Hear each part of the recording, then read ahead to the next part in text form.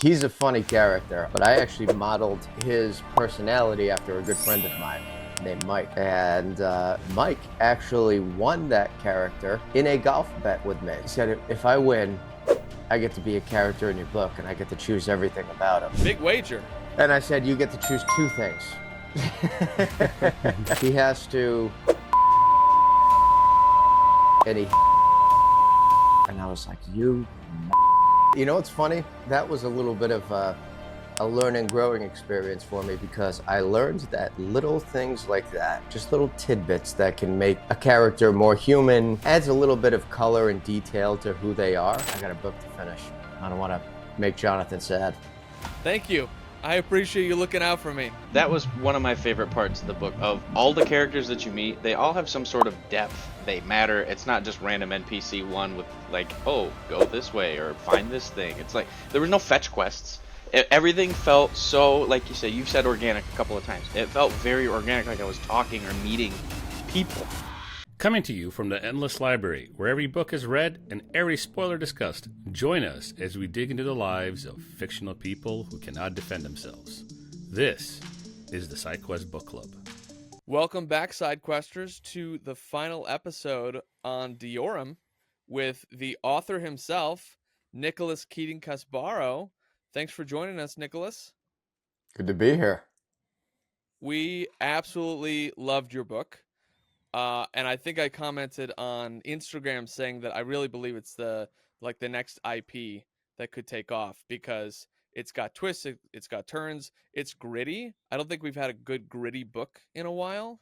And so for the listeners, we are going to be full spoilers. If you haven't read the book, pause this episode, come back later. But we're just gonna talk about everything. So that's your fair warning. The rest of it, you'll just have to deal with all the spoilers for the next 10 books. So Nick told us he's going to tell us all about it and ruin the rest of the series. So if you're here for that, then please stick around. So we were just talking about this a minute ago, but I made a comment to Nicholas on the socials. I was like, I really thought that Monique was not dead. I really thought that you were going to keep her alive because Roman's starting to soften, a little bit, and she's dead. She's dead. Very dead. So that surprised me. It was a twist and a turn. Yeah, I'm glad she's dead. We know. Not because I hated the character. I loved Monique. I thought she was great for Roman. But as we were talking about the gritty part, that makes the story so much more dark and gritty. And it leaves Roman still, on the road to softening, to use your terms, Jonathan. So he's still in this position. He just lost the love of his life. He's lost everything he's known. And now he has to go up against this, let's call it coalition of... Well, it is called the Coalition of Prosperity. So, yeah. Well, I still think Monique's not dead. I feel like she's somehow going to be revealed as alive in book 2 somewhere. A bionic woman? Yeah. Half she's robot? going to somehow... Yeah, I don't know. Because, I also expected her to still be alive. So, definitely a twist there I wasn't expecting. That would be a very Rick and Morty approach. Did you guys ever watch Rick and Morty? Oh yeah, it's what was it Bird Person and yes. What was his gosh.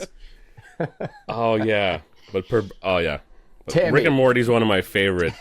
It. Tammy, I think, is one of my favorite shows. It's the kind of humor and just weird, dark, off the beaten path stuff that I love. Yeah, that's definitely right up my alley too. So I enjoy that stuff. But I'm glad you enjoyed the book. That's thank you guys for the feedback. Yeah. I'm most frustrated that book 2 isn't out yet. Because I like to crush through series, and so it's frustrating to me, but it's also good because then it gives me something to look forward to. I don't know if any of you other guys do this, but I basically juggle authors because books take a while to write. And so I'll listen to your book, I'll do somebody else's, your book comes out again, I'm coming back to you. Great, I finished that one, now where's book 3? And then I have to go back to a few other people because I have to wait another round. So that's how I get my fix, if you will. Well, I'm definitely working hard to make sure I can get book 2 out for you guys as soon as possible. Um, I actually just finished another chapter yesterday. Still got I've still got a couple more to go. Okay. Just a couple, and then we get to the fun stuff. Is it going to be about the same size, roughly 31 chapters, or is it going to be a lot longer? Or It's going to be a little longer, just a Good. little bit. Good. I honestly would prefer like 60 chapters. Frankly, I'm speaking for myself. I'm not kidding. But No, I he's also like not. I like a long story because it gives you as the author the opportunity to explore more, give me more moments, whether it's, drama, action, suspense, whatever you want to take the character on. I then get to sit and enjoy the ride. So, 31 chapters in Vitalerium, not enough for me to get my hit, right? So, we're doing the drug analogies this morning. That's what we're doing. Yeah. I'll make sure the second batch is stronger. There you go. There So it First one's free. yeah, first one's free.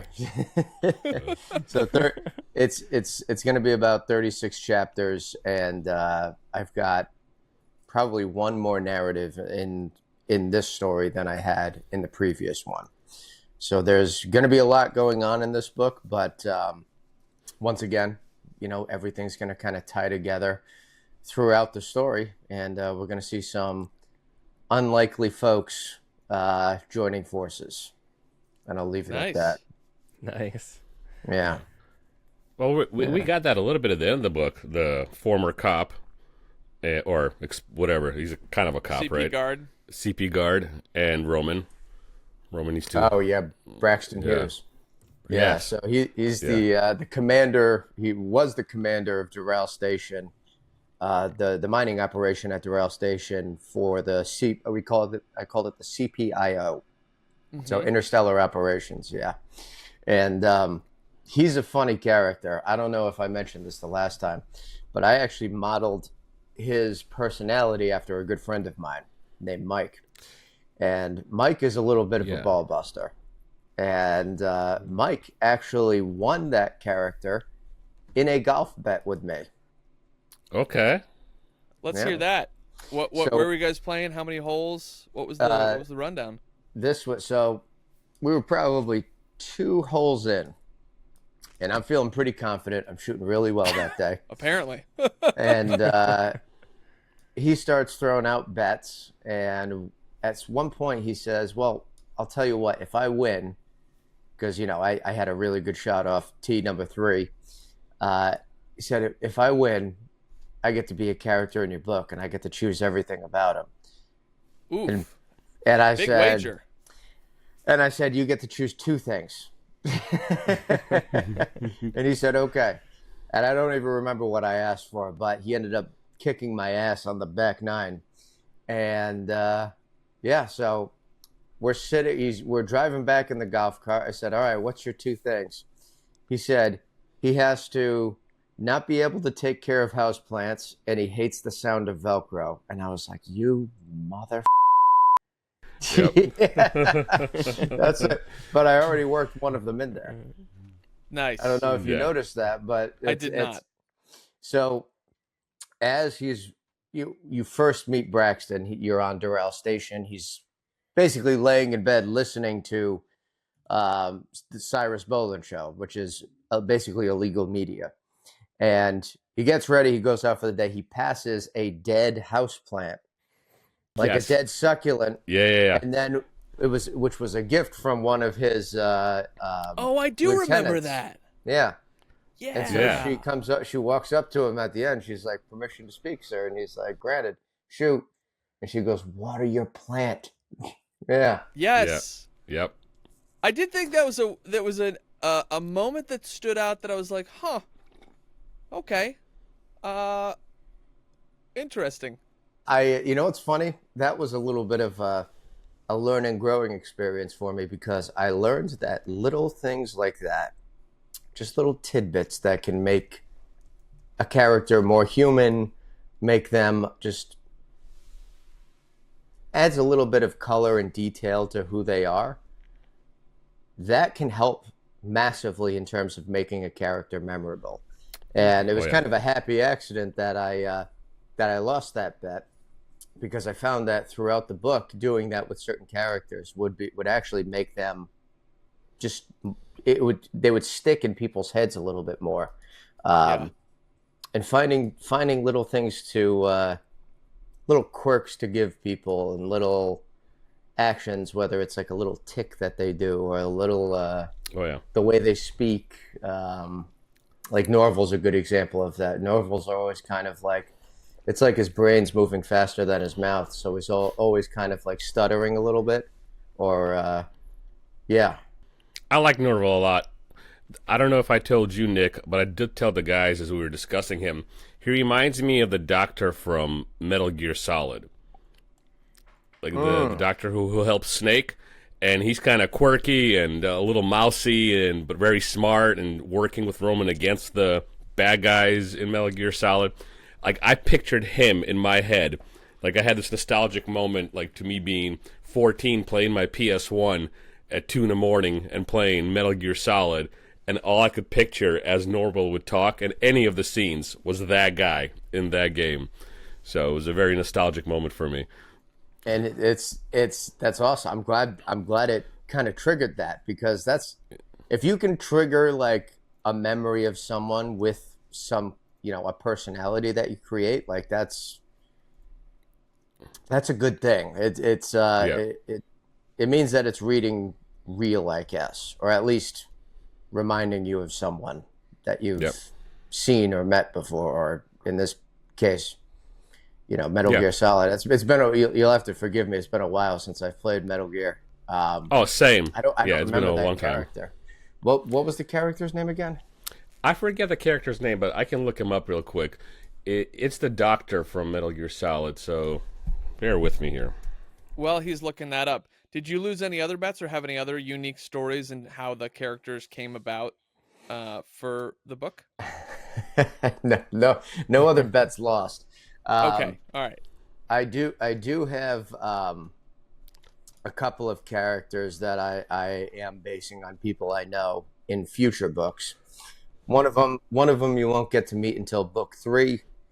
And the other one you won't get to meet until probably book 4 or 5. Oh wow! And and those will be interesting characters for sure. And this time I gave them a little bit of freedom to decide what kind of characters they wanted to be. And I'm finding I already know exactly how I'm going to fit them into this type of story. So very cool. It's been fun for me. So Dr. Huey Emmerich, that's the guy. Okay, Doc Huey Emmerich. Yeah, Huey Emmerich. He is the creator of Otacon, one of the Metal Gear Solids, and he designed all the technology for it. And then he begins to work against his employer with Snake.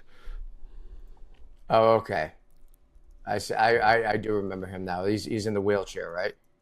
He eventually needs to be in the wheelchair. Yeah. Yep. Okay, gotcha. Yeah, that's a throwback. I haven't played a Metal Gear game in a long time. Yeah, same. I played 2 in my life. One way back when I was like 14, the game I referenced, and the most recent one, which came out about 4 years ago. But that's the only 2 that I've played in my life. But anyway, Dr. Hugh Emmerich. Well, I'm up early now. I should probably write. I was gonna say maybe I'll play some video games after this, but no, I got a book to finish. I don't want to make Jonathan sad. Thank you. Right, yeah. I appreciate you looking out for me. No, I've been telling literally everybody that I run into, I'm like, oh man, we're having this guy on. He wrote this new sci-fi book, and just like basically plot dumping, if I can call it that. And they're like, oh, that sounds interesting. When's that coming out? And I was like, the book's out. This is not an advanced creator copy. The book exists. You got to check it out. And they're like, oh, all right. Well, send me a link. So you've definitely been getting some evangelism already. Oh yeah, for sure. I told a guy at work who really loves sci-fi about your book, and he was ordering on Amazon as I was talking to him. So you got at least one reader out of me. I appreciate it very much. That's every book sold gets me that much closer to turning this thing into a film series or a video game or whatever down the line. And I Yeah. assure you that I definitely do have all of those in kind of my 10-year plan. So we'll see Well, and what I've happens. even gone into diatribe with some of my marketing folks because I still am just impressed by your decision and foresight to have this moment at the con where you're like, oh man, I look forward to one day having someone dress up as one of my characters, and then you're like, why am I waiting? Literally, could just do this now. And then that gal won the Yeah, contest, that was and that that was was cool. so cool. So I wasn't even at that convention, and Oh, you weren't so even there? no, it was one that I had a I had a different convention that weekend, but she was, kind of scheduled to be at the booth at, a different convention. She was like, "Hey, I'm still going to dress up as this character here." And I Yeah. was like, "Okay." So I'm sitting at the booth at a different convention, and I get a video sent to me of her walking up on stage and getting a trophy for, I So was like, cool. "Oh, yes." So that was a nice surprise. That's a And she great des- surprise. and she deserved it. She did an amazing job putting that costume together. I like far exceeded my expectations. So as I'm getting videos of her making this costume, I'm like, holy shit, did I make the right decision hiring this girl? Yeah. And yeah, she crushed it. Lux Steve's cosplay. Shout out to her. She's Yeah, I'm looking forward to book 2 as well. I didn't yeah, it was the twist there kind of at the end where Roman takes over the Webitani. Yeah, was not expecting that. I thought that was pretty cool. But yeah, and I liked how you kind of set it up, right there at the end for book 2 to sort of pick up right where one left off. So yeah, it was yeah, it was a good ending, but also was left feeling a little bit like a cliffhanger. So I thought that was well done. I was like, no, there needs to be more. Where's his fight with yeah. Zerus? I'm But I'm sorry. Hungry is No. a good Sorry word I for did that. to you guys. Yeah. Hungry is a good word for that for sure. I so Roman taking over the Wipitani. It's more like he's kind of driving the vision of it now. And what you're going to see as you start to get into book 2 is, as Modus kind of comes out of his funk, still very much involved. He's not just like retiring. He's kind of in it for the fight as well. But the events really do kind of break him, and you see that at the end where Roman has kind of come to terms with like, all right, this is the path I'm taking.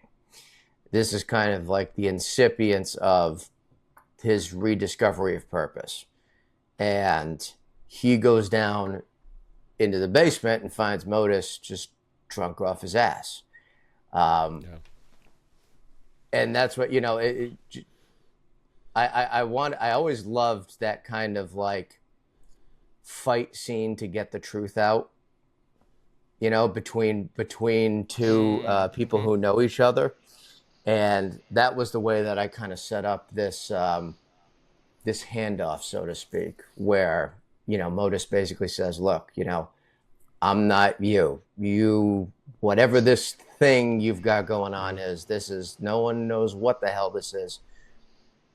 But I don't have that. You've got something special. You're going to use it, and you're going to take this. I've taken it as far as I can.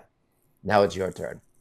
Because he has always kind of been like a little bit of a father figure to Roman, and you can definitely catch whiffs of that, or over the course of the book. Yeah. Roman was kind of always one of his favorites in the Wibitani, and that becomes clear just by the fact that he was kind of allowed to leave the way he did, but also by the way they speak to each other. Like that it becomes really clear there 100%. because there's almost kind of like I don't know how do I put it? There's almost like it's almost like Roman is still kind of stuck in his teenage years when he's talking with Modus. Like he still hasn't passed that phase yet, just because of everything that he's been through in his life. But there's a little bit of rebellion still in him there. Got to prove something to Dad. Make sure he knows I'm a man. Yeah. No, that makes sense, and I think by the end of book 1, there we can see Roman, all the shit that he went through, at the end where he was, captured and tortured, and obviously those types of things will will do things to your psyche and cause you to have to make some decisions that you normally wouldn't have in life. And now Roman, he's on this.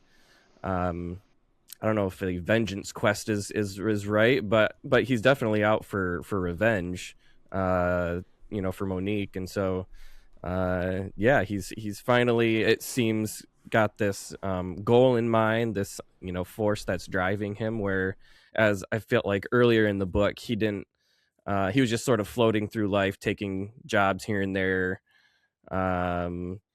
just doing kind of whatever he wanted with no real purpose. And now I feel like we finally see him start to find that purpose, even if it is just revenge for Monique. But like, I feel like he grew as a character in the sense of like, okay, now he's finally realized there are things that he has to do, things that he finally has to take care of, and he can't just sit by the wayside anymore and just passively live. He's gotta go do something. So I appreciated that. Yeah, so we got glimpses of Roman with the little girl that he saves from those scavengers. We get him in the bowels of wherever they find those hybrids, in the caves or whatever, in the tunnels. We get glimpses of him actually caring about people other than himself, or other than just surviving. So I think the setup that you're talking about, Spencer, getting him in this place, this is more than just revenge, although I'm looking forward to the revenge because Roman has a penance for it. Right? Not a penance, what's the word for it? Penchant. Yeah, thank you. He has a penchant for it. Gotcha. He does it really well. And I think the revenge part, but also fighting evil for the sake of fighting evil, is going to come together in the next books. So I'm really looking forward to that. And you're definitely going to get to see more character growth. It's funny. I just got some feedback on the book recently from some readers, and they were very surprised that Roman, at the beginning of the book, he's really a dick, and it's surprising for a protagonist. And I'm like, yeah, he's a mercenary. He's literally a mercenary. Like he's like, and he's been through some shit. Imagine living that life. Do you think that person's going to say like, oh gosh darn it, and say please and thank you to everyone? No. Mother may I? No, I want exactly, yeah. So I wanted that to come off as real. And the other thing is that, they and I was talking with, it was another author I was talking with, and he was like, and at the end of the book he's, still a dick, just a slightly less of a dick, but an empathetic dick. Yeah, an empathetic dick. And I was like, well, consider this, like he's got years and years of trauma, and the book takes place really over the course of like, if you kind of take out the backstory, Roman's backstory before the time jump, it's like a couple of weeks that all of this is happening. Yep. So you don't go from, 20, I think I made Roman like 28, 29 years of trauma to being, a saint in 4 weeks. No, doesn't happen. That's not how that works. Especially no, it's well, if that is how it works, I'm doing it wrong. But so are we. Right. So are we. But I also wanted this to be a story of growth that continues throughout the entire series. It's not something that's going to happen overnight. Over the course of 7 books, you're going to see Roman evolve in a major way. But it's going to be kind of a step-by-step process through all of the different things that he has to undergo on this quest, which, spoiler, will become much larger than he anticipated. I'm going to be real disappointed if the whole universe isn't involved. I'm just going to tell you that right now.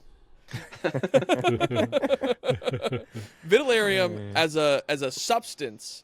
Now we've got like the mining, ordeal. We've got the oh man, I just got my cup of coffee. Who's the guy above Zerus? The IGB. What's his name? Oh, the IGB. That's IGB. Thank you. We Grand got them. Regent Kodo Wingor. Grand Regent. Thank you. Go, yeah. I knew it was a long title, but we've got them, trying to do whatever they're doing, which we still don't really know. And then we've got Zerus trying to do his coup, which is great. But this is just the one planet, basically, still, or like the one area. And so if Vitalerium is as profound and robust and like changes humanity the way that it sounds like in the prologue, I'm waiting for other spaceships to show up. I'm just like, Yeah. I feel like this is the tease. So I don't know who all has played Final Fantasy VII, but when you play Final Fantasy VII, Midgar is, I feel like that's book 1. Like, Yeah. Diorum, all that's Midgar. And at the end of book 1, just like at the end of the first disc in the Final Fantasy VII game, you are opened up to the entire world. But you know who Shinra is. You know who Sephiroth is. Heidegger is basically like the black or the Golden Phoenixes. And then you've got Shinra is probably the overarching IGB. And it's just like, okay, I know all the players. I know somewhat of what the games are being played. But we're just getting started, baby. And it's the coolest thing. Like Spencer said, I could not put down probably the last 3 chapters. I stopped working. I said, I'm gonna go take a break. I'm gonna go to the gas station, get something for the boys. And I just sat in my truck and listened to the last 3 chapters because I was like, I can't put this down. I just want to finish and see where this goes.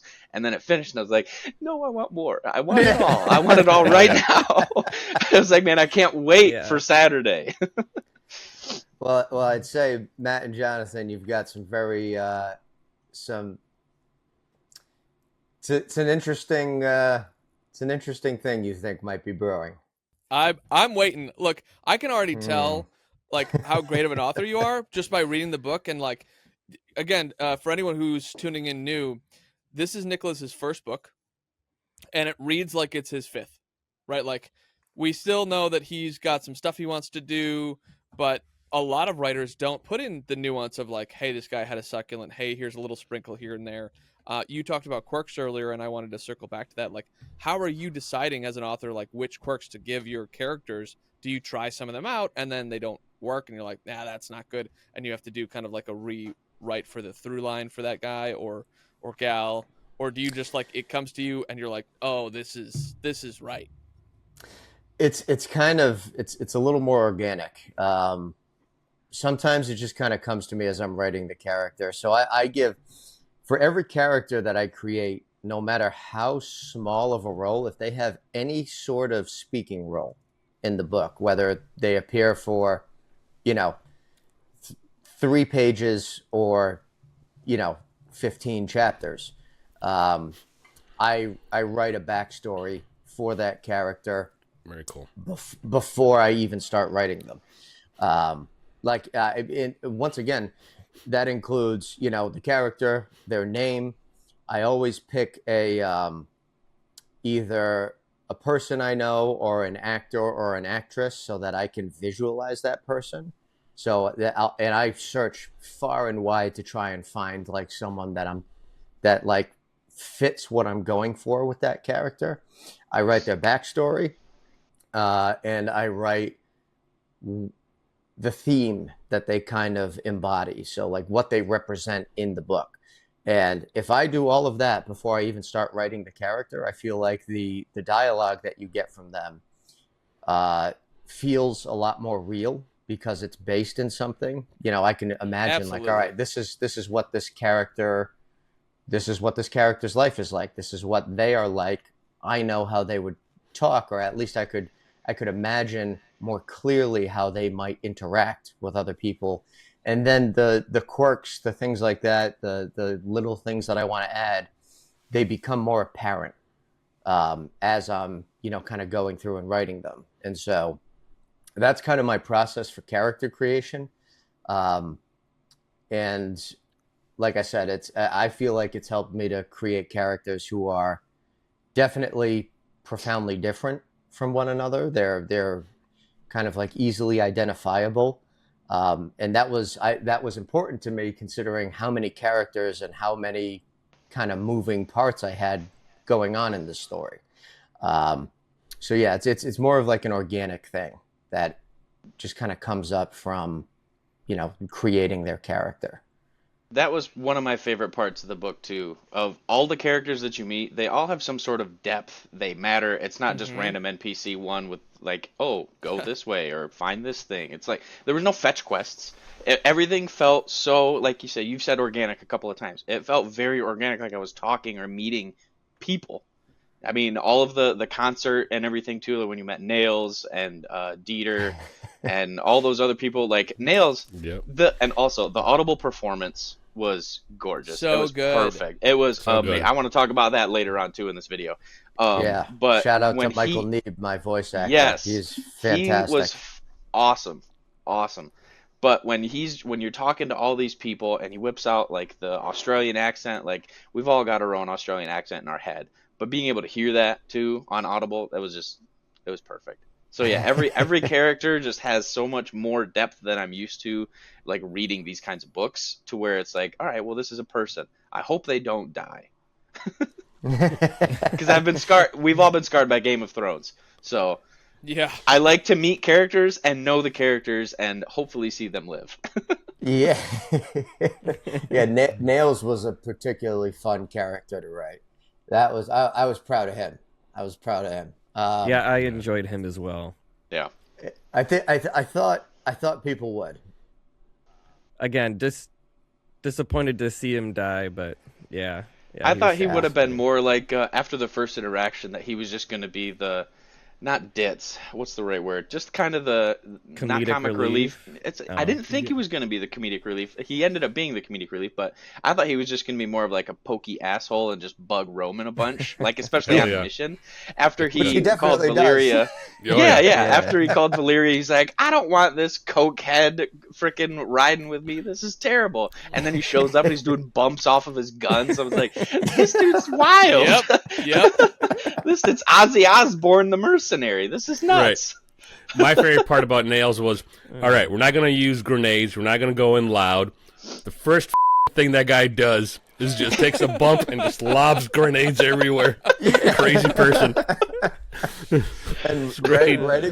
writing the dialogue for him was probably the most I'd laughed to myself throughout. Oh, Hell that's yeah. when you know you did it. Yeah. Because I just That said was probably I my like, favorite chapter. Yeah, so he literally, my goal was just to be like, what is the craziest thing he could possibly say in any situation? And like the first thing, like they get caught, like because they have no idea what's happening when that room begins to turn. And I was like, what's the funniest thing you could say? And I was like, action, boom, just action. And then just go right into it, like he's in a movie. And that he was a fun character to write and create and just mess around with different, funny dialogue options. Because he was one where I did kind of go back and forth on what I would have him say a little bit more than other characters, because Really? he was a little different, because he was like I said, he does kind of become a little bit of a comic relief, right? And so writing or writing in such a way that would kind of relay that took a little bit of trial and error, and making sure, like, all right, is it too much? Does there need to be, and kind of also keeping a balance where, like, they're in a gunfight. He can't just be like, you know, throwing firecrackers the whole time, right? But Yeah. so it had to it had to have some kind of structure to it still. But yeah, that was an interesting character for me to write. I had a lot of fun doing that.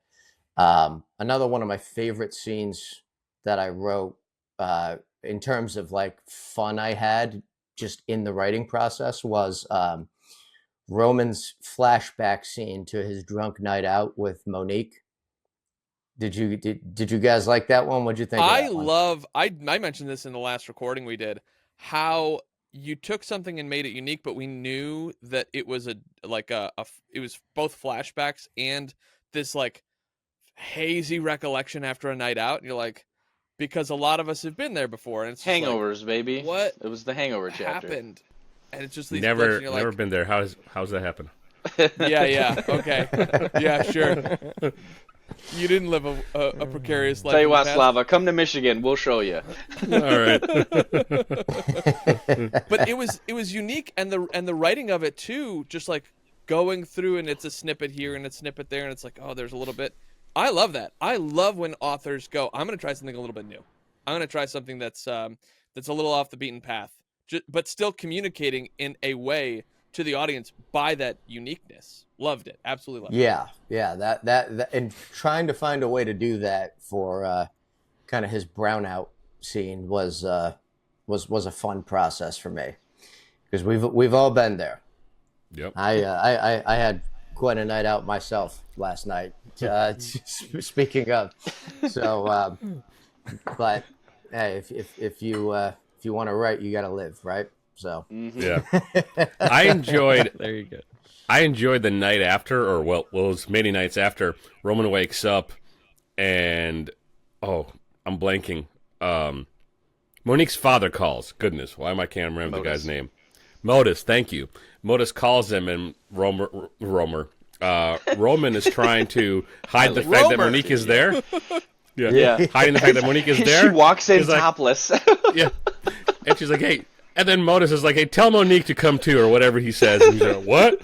So those kind of moments in my stupid brain, because I like stupid, dry jokes and puns. So those kind of moments just makes me giggle inside as I'm reading the book. I'm like, ha, Roman, I can just imagine what Roman's thinking in that very second, where he's thinking he's sly, and then the dad of the daughter that he's just had a wild 7-day tryst with says, "Hey, tell my daughter to come too." Bender. So the Bender. a Bender, yeah. Tryst and Bender. More of a Bender, Yep. not a tryst. and I don't know if you caught it, but I even preface it because the first person to call Roman that morning is Norval. Mm-hmm. And he's disappointed because he's like, everyone knows you've been out on a bender. Yeah. The city's like, the whole city knows. He's like, I thought we were supposed to be laying low. I'm working here for nothing. Yeah. You stuck me with him.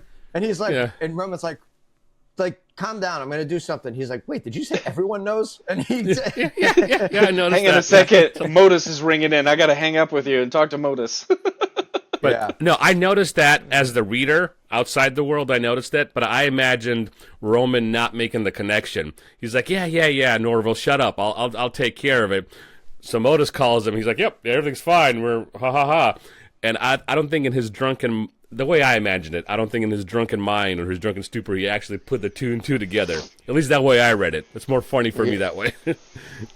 But Modus does kind of allude to it because he says, like, I'm sure all those hotels you're staying at are getting expensive. And he's like, yeah, totally.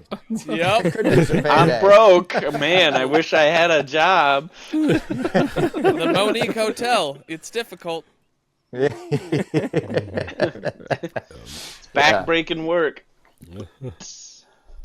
Yeah, those were all really fun scenes for me to write. Like I said, this whole process for me, this whole adventure in general, has been just probably the most fun I've ever had. Oh, I bet. Doing anything. And so I'm just kind of keeping that mindset as I move into some of the other books. I will say this: book 2, you're going to find a little bit more of a serious tone, just due to the circumstance of the situations that the characters are in now. But like I said, there's 7 books, so don't Serious fret. how, There'll be I guess, and lots you can more. answer as little as you want. Serious how, like serious dark, serious as in we're starting to see more problems. Like what kind of serious are we looking Oh, for? there's more problems. There's they're basically whereas Roman was kind of floating from job to job and kind of just trying to forget everything and party in between. They're going to be on like kind of full force, this one, because they're essentially thrust into hiding, and so Okay. Yeah. they're kind of working Little bit. around the clock this time. A little And they bit have of to a rebuild. knife's edge type deal. Exactly. That's exciting. And there will be a couple more characters that I introduce. Not too many for book 2. We're going to start to see more in the second segment of the series, which is when we start visiting all of the other colonized planets. Are you enjoying today's side quest? Make sure that you're subscribed so you never miss an episode. We're available on YouTube and all major platforms so that you can listen to us anywhere. Now, back to the show. Well, even at the end of book 2, oh geez, even at the end of book 1, in the epilogue, there you bring in this, I think Ubuntus, or I think that's how you say that, where it appears that they are some sort of alien race who is sort of monitoring the human progress. So that was again another unexpected twist that I was not expecting aliens to come into the mix. So I'm looking forward to seeing how they are going to interact with humanity, like what their whole purpose is, like what they're looking for out of humanity and their journey with Vitalerium, and because it sounds like they know, or see how do they say it? They obviously know about Vitalerium, but like what their purpose is and all of that stuff. So yeah, I'm curious to see how that all plays out.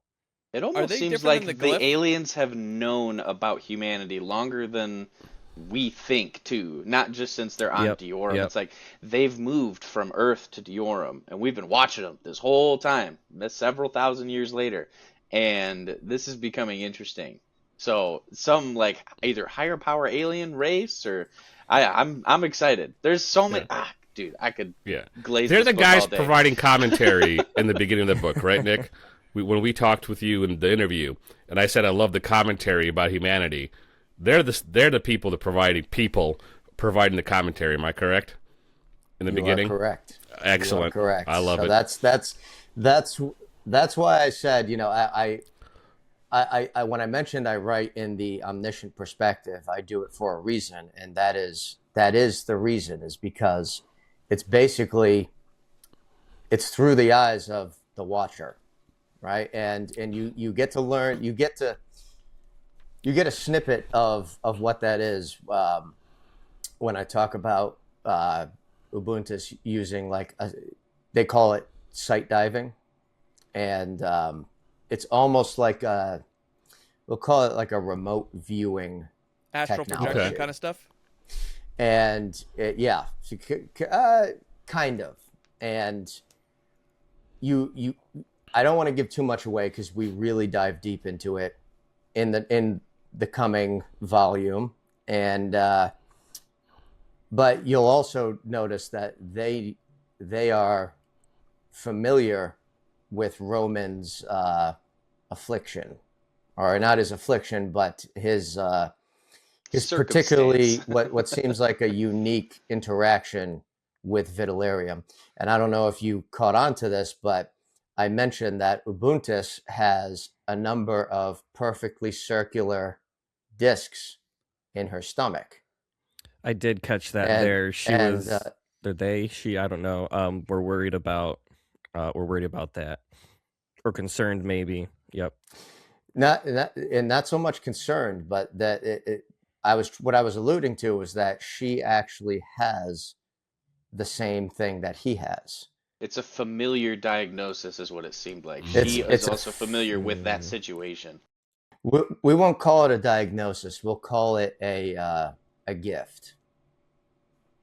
We'll call it a gift, and it's something that still extremely rare,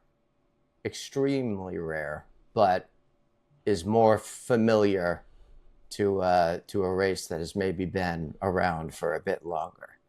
So a race that has a little bit more experience with Vitalerium is a little more attuned to its different types of uses. Okay. Now, how closely related is this race to humans? How compatible are the two, or they're completely different in all the things? I feel like, Slava, this is a D&D question. Like, I wanna F that dragon. Can I do that? I make a perception check. Do they have holes? What does it look like? Well, you caught me. That's exactly what I'm getting at. Slava is the bard of the party, okay? Yes. It's a bardy. I am, I'll be honest with you, I am still working out some of the finer details of the entire species itself, we'll say. But I have a good idea, but as you write, you kind of come up with more detail, and the more prevalent the characters are, the more detail you need to go into. And so I'm still kind of building some of that, but I will say they are somewhat humanoid. Okay. And so there's definitely some similarities. And if you'll notice in Roman's dream sequences, Jarek, anytime Jarek is there and he looks over into the corner, and you see like that kind of humanoid shadow that is, it's just the proportions are odd. There seems to be tendrils coming off of it. What you'll see in the epilogue is that what is the first thing that happens? Well, the tubes disconnect from Ubuntus as she's being lowered. So it's something like okay. It's a little bit of he's seeing the visage of what is watching him. Very cool. Interesting. That I like that a lot. Yeah, that is that's cool. Ubuntus is Jarek, I'm calling it. Well, yeah, because even Roman realizes that it's not actually Jarek. Yeah. Because he's like, "Oh, Jarek wouldn't talk this way. That's not like the And words she or whatever admits it that too. he It's would like use." now you're asking the right questions or something like that. Yeah. Yep. It's an interesting theory. You'll have to see in book 2 if you're correct or not. Oh, Love that's funny.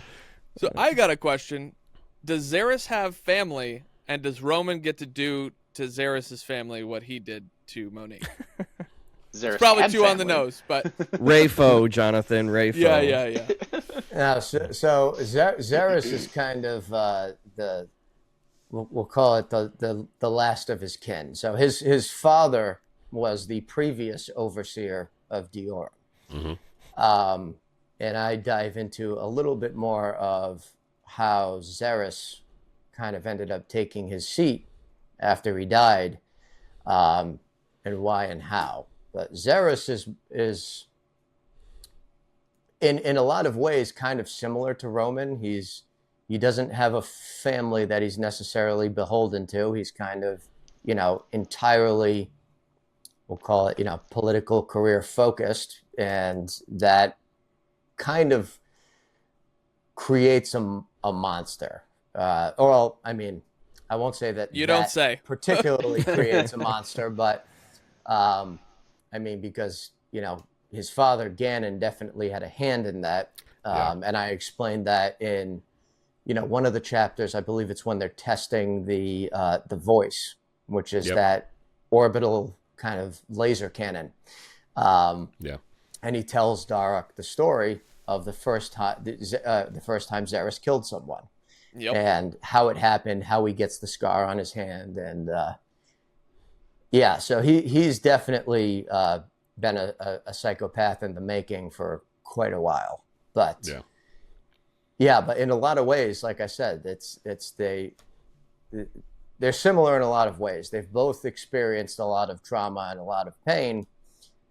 They're dealing with it in very different ways, and they've been, kind of going through very different lives. And we're going to see Zerus humanized a little bit in book 2 I as was well. wondering. I was And wondering if you were gonna like jab me a little bit through the story and make me go, "Ah, I can't hate this guy that much, I guess." and we're also going to see some unanticipated connections between certain groups of characters. We're going to see the reason why Zerus is so hell-bent on, achieving his goals. And once again, which I only allude to it in book 1. In book 2, you get some more detail because there are other things at play. Yeah. Well, when that thing happened in whatever chapter that was, where we get a glimpse of Zerus's childhood and he, with his dad, that humanized him to me in just a tiny little way.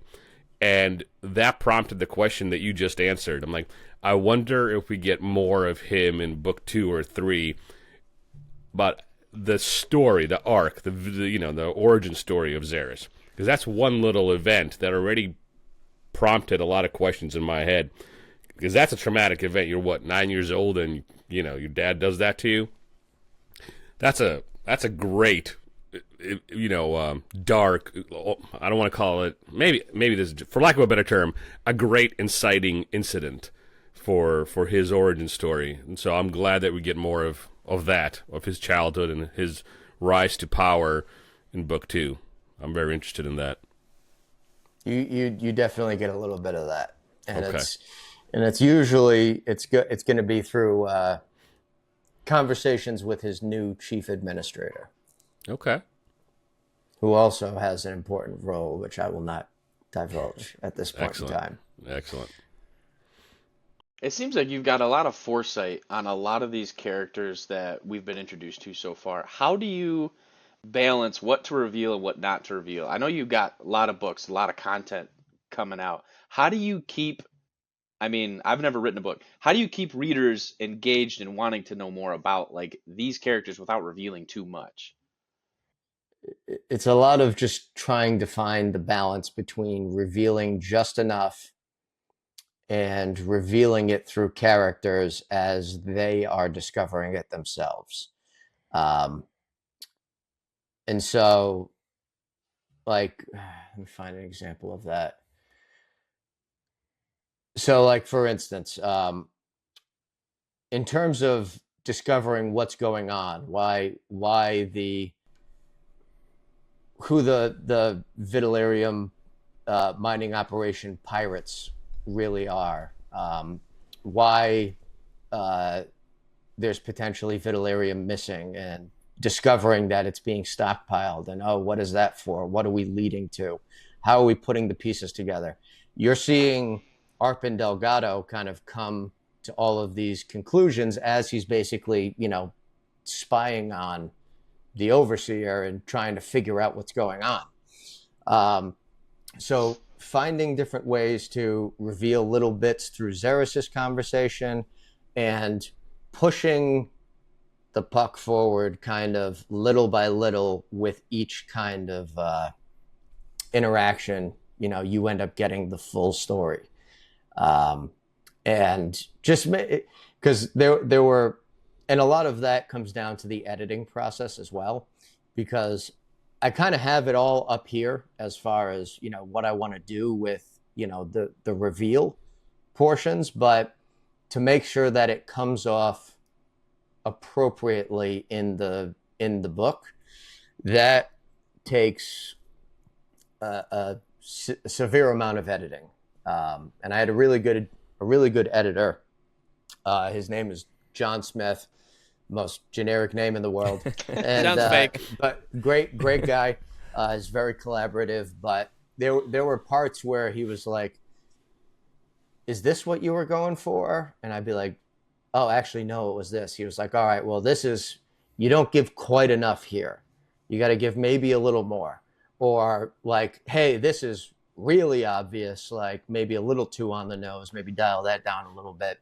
And it's good to be able to have someone who can give me that feedback, because then I can say, okay, this is perfect. So I know where I can modulate things appropriately. And that definitely takes a second eye, because again, I know, like I'm creating the story, so I know what's going on, and making sure everyone else who's reading the book knows that's a different story, and that requires a little bit of a back and forth with someone who's, not familiar with the full plan. So that's my long answer to that question. Love it. I imagine it's kind of like this analogy will fall apart as many do. I imagine it kind of like a tasting menu, right? Each scene, you have to write the scene so it's engaging and it tells the story of the book that you're currently writing.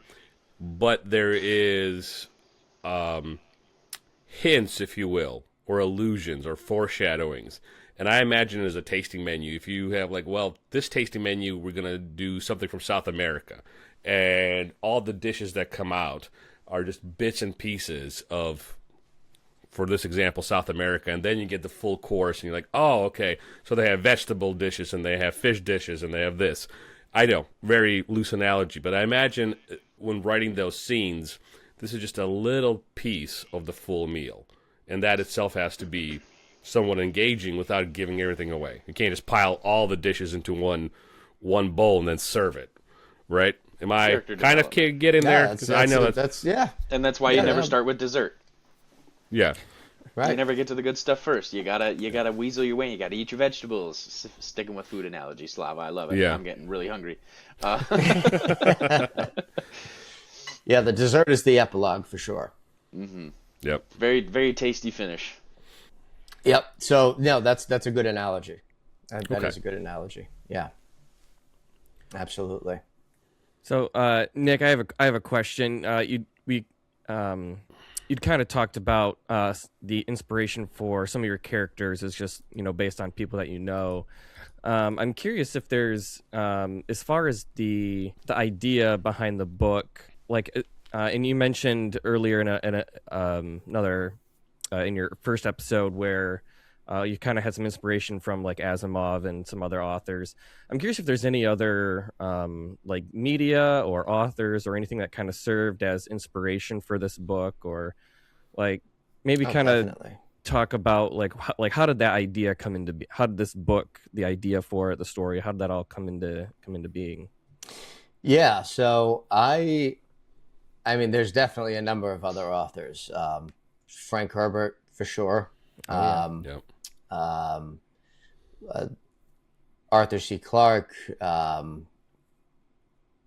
Orwell, Aldous Huxley, the kind of the dystopian classic sci-fi writers. There's definitely a lot of sci-fi literature that I kind of grounded the feel of the book in. William Gibson, with his Sprawl trilogy. That he's kind of like the grandfather of cyberpunk. And I loved kind of like that dark grittiness that his worlds have, because he's basically describing like high-tech squalor. And that's kind of what you're looking at in The Grind, although that is beginning to spread into the outer sphere as well. And you kind of see that like the further out you get from the center, the kind of more run down the environment becomes that everyone's living in. And yeah, it doesn't just stop at literature either. I mean, I love sci-fi films and TV shows. I was a big fan of The Expanse and I don't know if you guys have ever seen Firefly. Yep. Yep. Firefly. Great. Love There's it. Hell yeah. there's definitely a touch of Mal Reynolds in Roman, for sure. Oh yeah, I can see that. Yep. And what else? I mean, you name it. It's my favorite genre. So Okay. if it's out there, I've probably seen it. Yeah. Did you see Ink? What was that? Did you see Ink back in the day? It was like an indie film, 2009. No, I actually don't think I have seen Ink. Okay. I It's might got have this to. dystopian feel. It's an independent film, so like it doesn't have the polish that you might expect. But I think if you like the sci-fi and the punk and the stuff like that, you'll enjoy it. All right, maybe I'll check that out today. That's yeah. Jonathan dropping indie book stuff. Big surprise. Did you go find it in a coffee shop too? I live on a weird part of the internet. My wife can attest, and she also complains about it. I can attest to that through Instagram Reels. So. Yeah. Hey, we didn't ask you to. That's fine. Yep. You brought it up, so.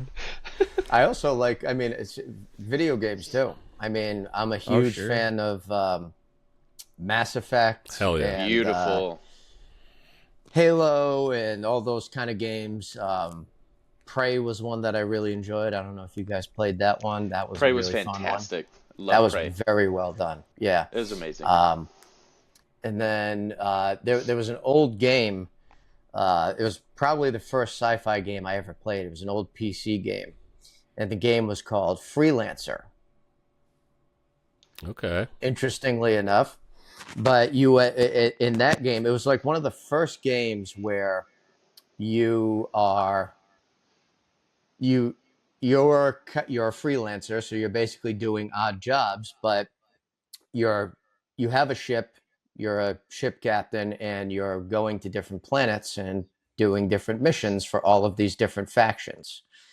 And it was the first one where it was like an open world space game where you could literally just, okay, I'm going to go dock on that planet. And, if it had a civilization on it, you could actually go and dock and, upgrade your ship and stuff. And this was going back like this might've been like 20 years ago.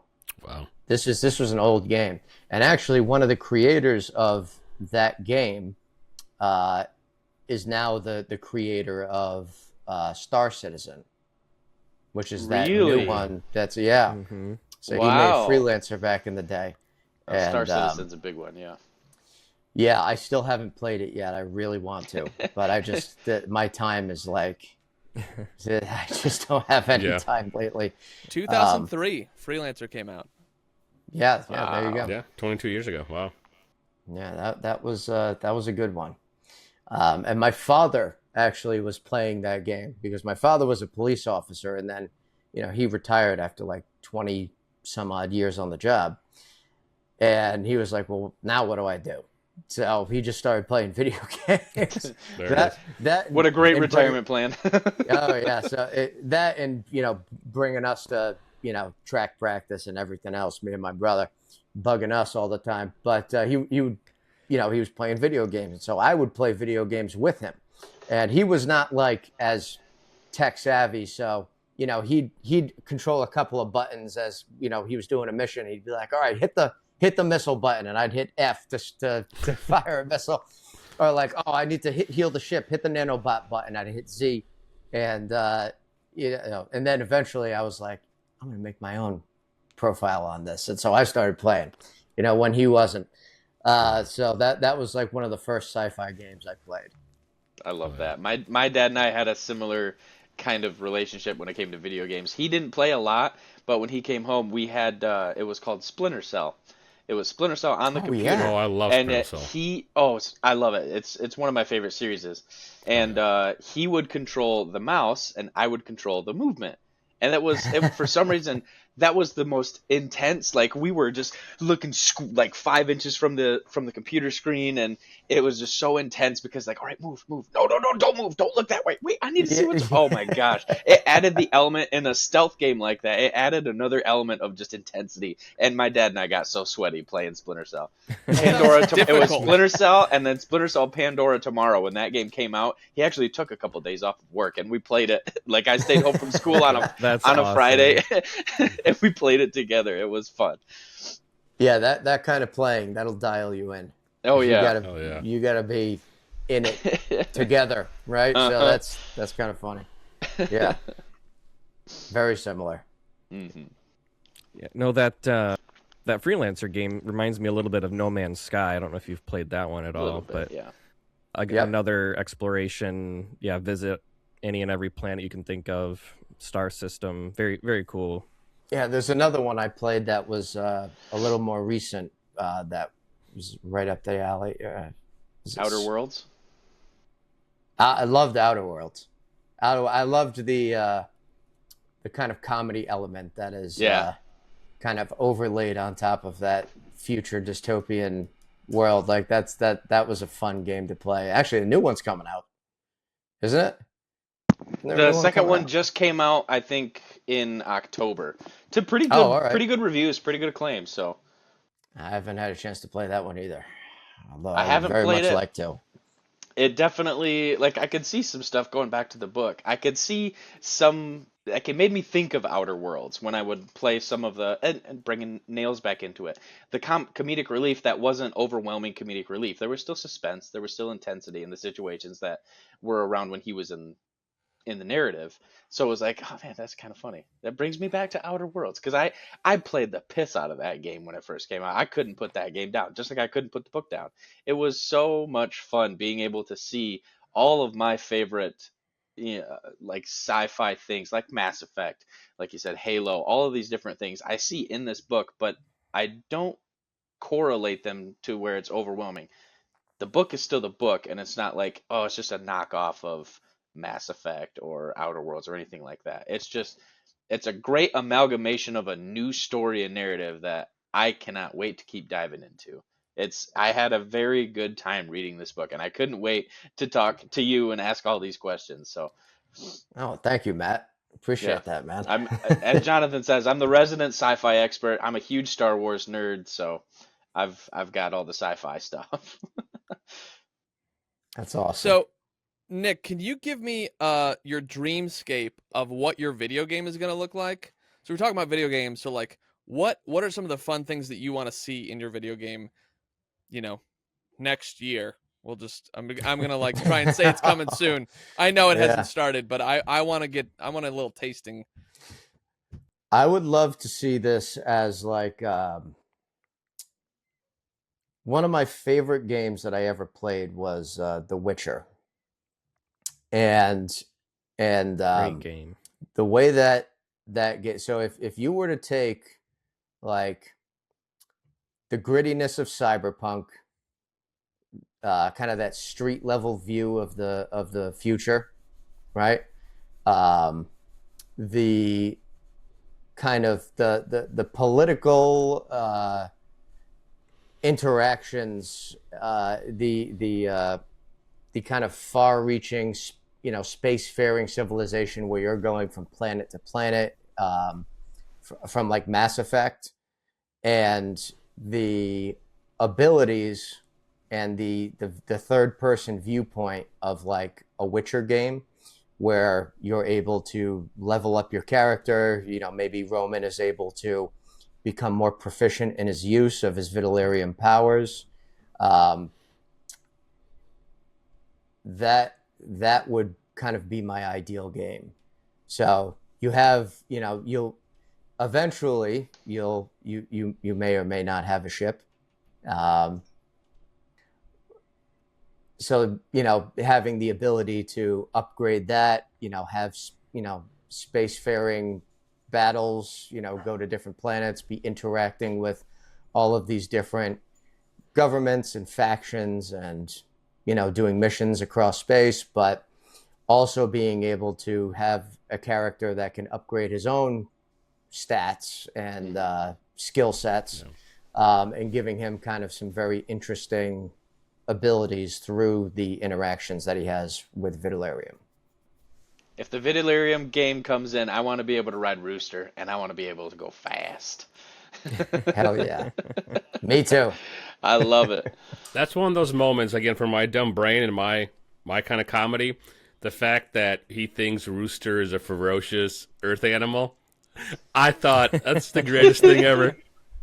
That was so wonderful. They are done. cockfighting. That's what I was like. Oh my gosh, there have been legends of cockfighting. That's why he named it Rooster. I was like, this is amazing. Yeah, I love this. Yeah. But I also wanted to show, because there are definitely, like, he's super familiar with all of the different fauna on planet Diorum, right? And he's almost like a survivalist. That's kind of, the skill set that he has, and it, kind of stems back from his father quizzing him on Fauna Diorum books, and you kind of get a glimpse of that in chapter 1. So he has like this kind of almost like autistic memory of all of these types of things, and that's one of the reasons why he's able to, kind of survive outside the walls of Kairos and do these missions. It basically becomes his livelihood, right?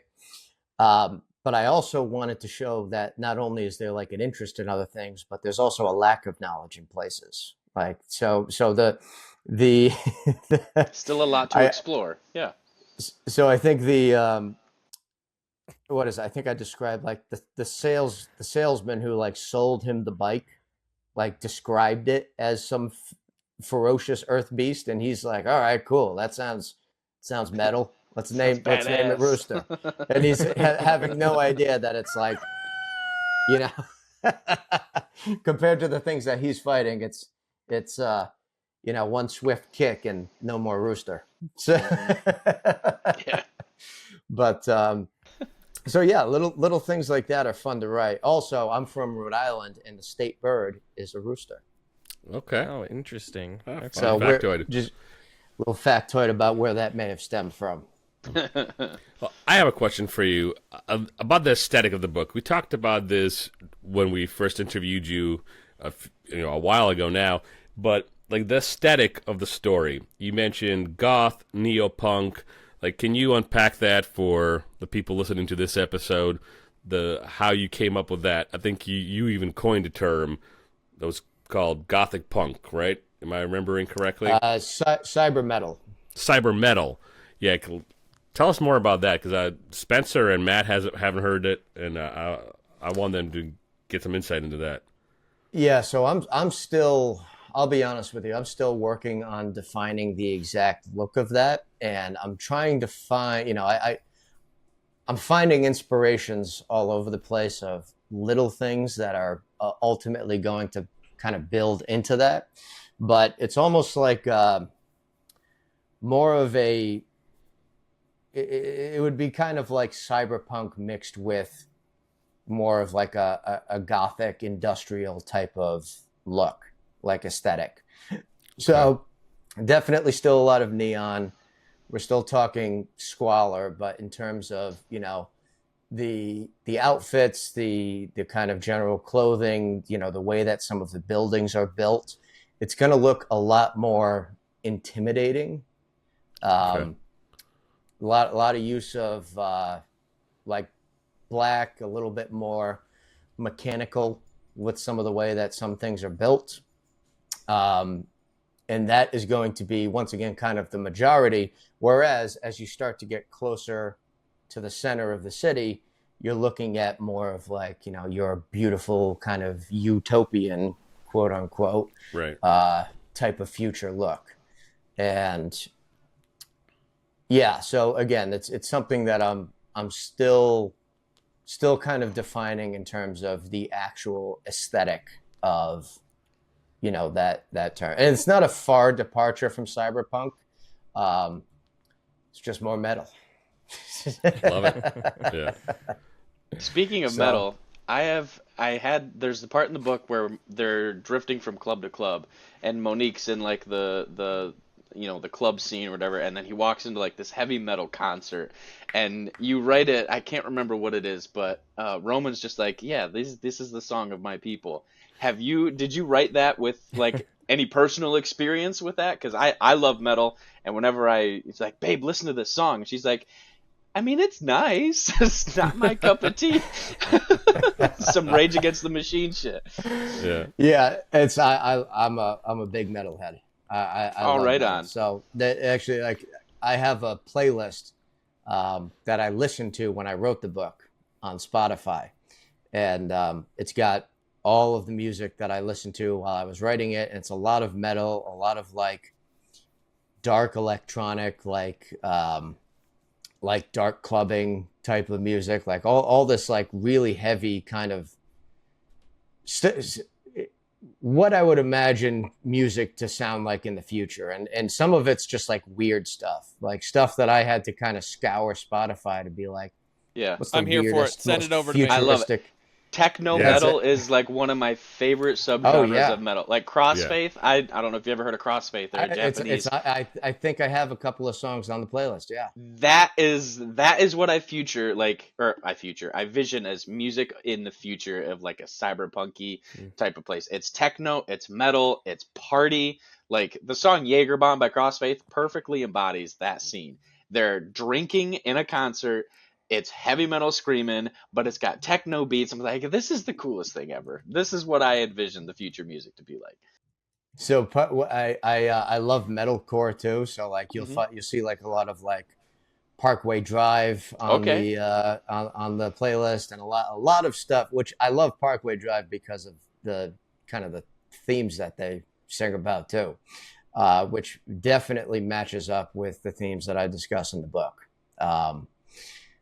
And so, yeah, there's a lot of that for sure.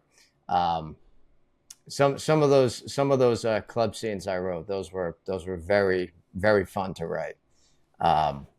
Personal yeah. experiences. I've had a few. I was a raver for a while. I've always loved metal. Going back, the first album I ever bought was System of a Down, Toxicity. First one I ever bought with my own money. Hell yeah. Yes. Yep. I was like 12. Yeah. Mine was Asking Alexandria, Step Up and Scream. That was the first album I ever bought. And that's got another little bit like a techno-y kind of heavy metal to it. So yeah, that's funny. Hell yeah. Yeah. Love the concert scenes. That was a nice little reprieve from the sincerity of the situation too, that I appreciated, but it didn't take away again from the overarching problems. It was just like, all right, he just had this huge life-changing moment. He's got glowing rocks in his skin. I'm gonna go on a bender. And it didn't like, it built the relationship between him and Monique, and it was good. And the writing that kind of went into it, I could tell that maybe there was a little bit of like personal experience in it, because sometimes when you read books where they take a little side quest away from the plot, it's just like, we're just gonna do something because I need filler. Didn't seem like filler. 100% did not seem like filler. It felt like it was there for a reason, and I'm curious, why did you choose clubbing as like the segue there? Yes, definitely a little bit of, learned experience. I'll say that. But we're also dealing with, I wanted to show like we're in a different part of the city now. And this is kind of what the area is like. They're in like the entertainment district, right? So it's a lot of partying, a lot of clubbing. It's where everyone's kind of going out. You're seeing kind of the budding relationship that is, Roman and Monique, and it's not necessarily the most constructive relationship if we're being bonding. honest. Is almost a little bit of trauma bonding, and using kind of what's at hand to just kind of forget a little bit, because I wanted to highlight not only their kind of growing relationship, but also like Roman's penchant to kind of ignore the problem, right? Which he's done for a very long time. And, you know, that's kind of, you know, as soon as, right after you meet him as an adult and he kind of fucks up everyone in Tarly's bar, what does he do? He goes right to drinking and, you know, philandering. And he's just kind of, he's in like this cycle of just trying constantly to forget, you know, the situation that he's in, what he's been through, and everything else. And so this was a great way for me to say, like, okay, well, this could be something that the two of them could kind of bond over. And maybe it's a little bit of a toxic relationship because of the fact that it is, you know, yes, it's helping him forget, but also they're not getting anything done. She's not really showing up to work either. Yeah. You know, they're kind of enabling each other. Yeah. And so yeah, that was kind of where I was going with that. That's why I chose that. And it also allowed me a lot of creative freedom to do things like, all right, well, guess what? He's going out and getting drunk. He's going to be making mistakes, like showing off his powers to a group of people so that he can drink off some rich gangster's table, you know? So like that's, which ultimately, you know, kind of screws him in the end, because that's how he gets caught. Yeah. And little things like that, I find that's kind of the way I find better ways to progress the story as well. So, you know, yeah, so he goes out, and I didn't know what I was going to do with that for a little while. And then suddenly I was like, well, wait, how is the CP going to kind of catch on to this? What was the club he was in? Well, it was this, and it's a Golden Phoenix front. And guess what? You know, that that Riku Golden Phoenix leader, he is an ambitious man. And it seems like it. Oh, it seems like it.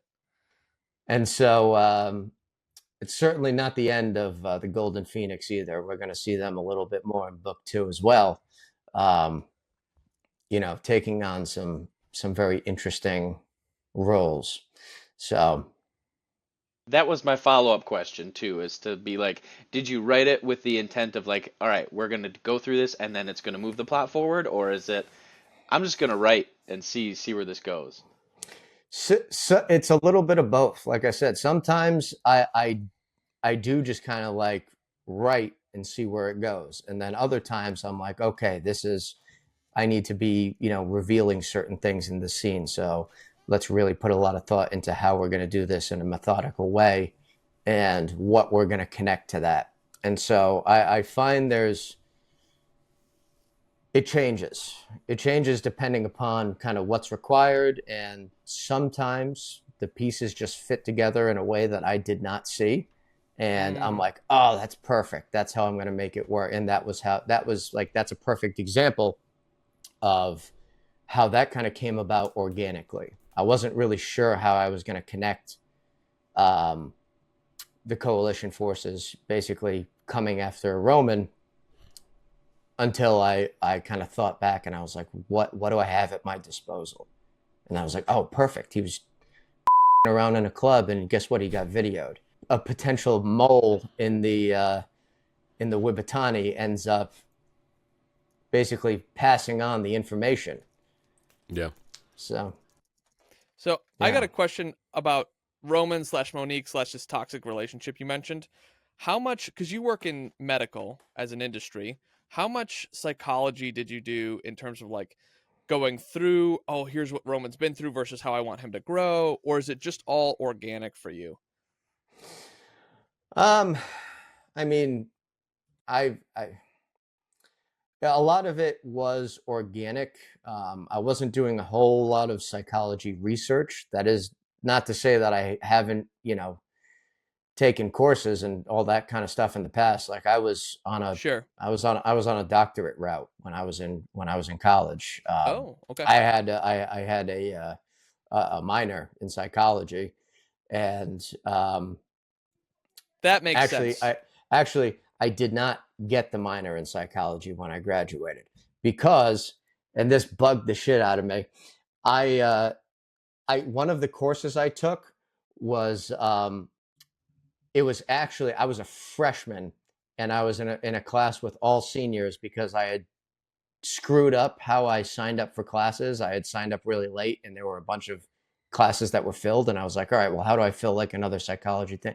And I ended up choosing a course that was in the School of Psychiatry for people who are getting like their and so and it for some reason it didn't count. They wouldn't count it towards my psychology major. And I was like, what the hell? And by the way, I was in way over my head there because that, like I said, those were seniors in the psychiatry major who I was taking class with. And I think the professor, to her credit, she kind of was like, all right, this kid ended up here by accident. This guy's not supposed to be here. I think I may have gotten a gentleman's C in that class. Freud? All right.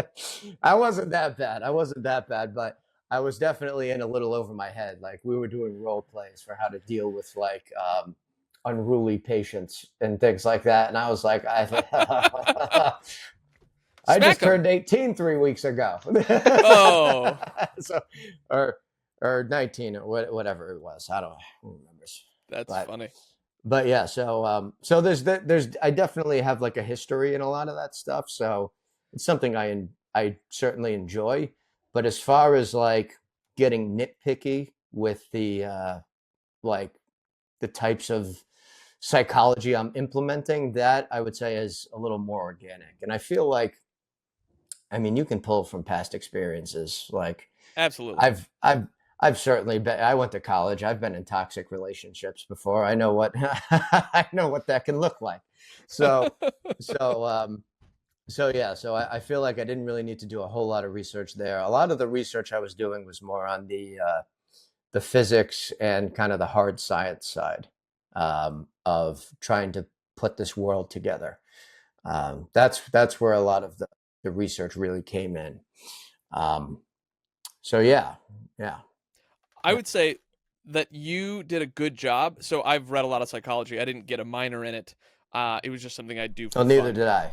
Yeah, neither did he. Guess we're in the same boat. Zing. But I'd say it comes through. I could be reading into it. The other guys maybe can attest more from an objective perspective, but I think that I can see the workings of it where it's like, hey, this person's been through this thing.